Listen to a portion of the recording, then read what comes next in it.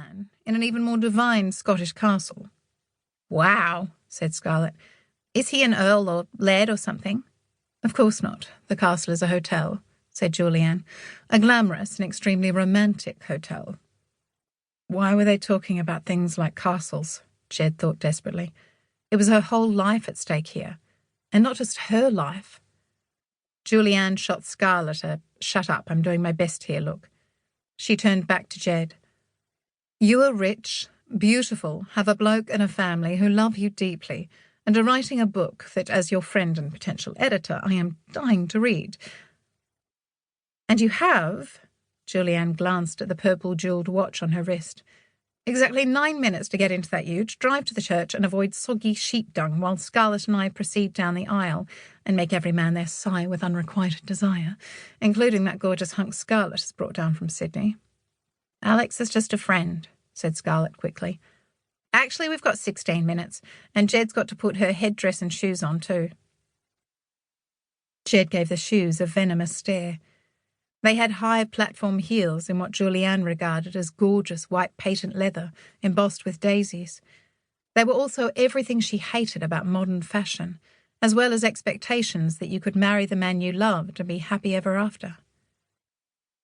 Jed Kelly knew too well that happy ever after did not necessarily come with marriage or with having a baby.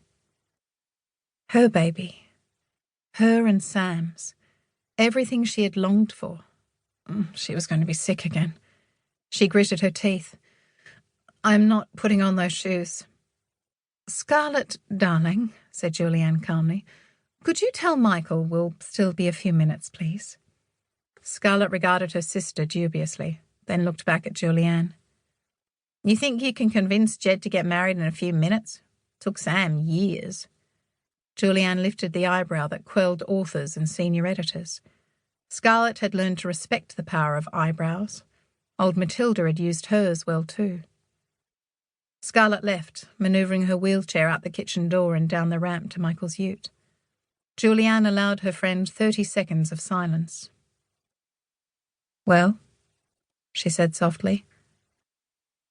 I can't, said Jed helplessly. That's all there is to it. Why not? Jed spread her hands in anguish. My life is a lie. I even chose a new name when I escaped from the girls' home. One day Sam will find out I'm not lovable at all, and it will be terrible, because when marriages end, it always is. I can't do that to Sam. Not Sam, and... Jed gulped. And I'm not rich anymore. But don't tell Scarlett. Julianne stared at her. Jed, are you broke? I'd never have let you pay my fare if... I'm okay, but the business is only just breaking even.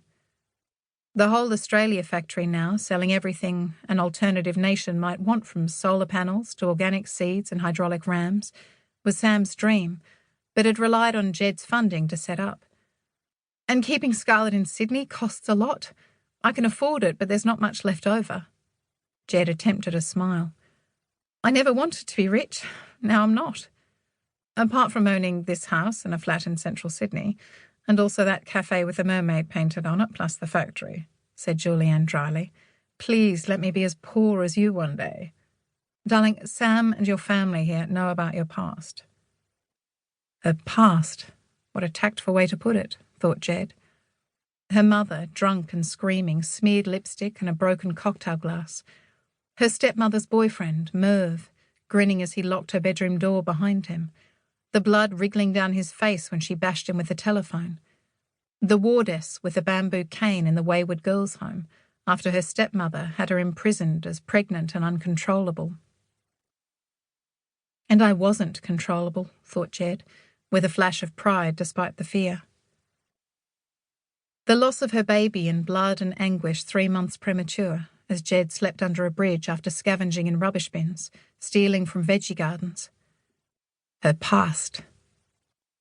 Jed instinctively put a hand on her belly. This child must be safe. How long did Sam work on the design for that new inverter? Julianne was demanding. Jed came back to the present. What's that got to do with anything? 8 years, I think. 8 years, working on something no one might ever want to use. How many years did he wait for you to agree to?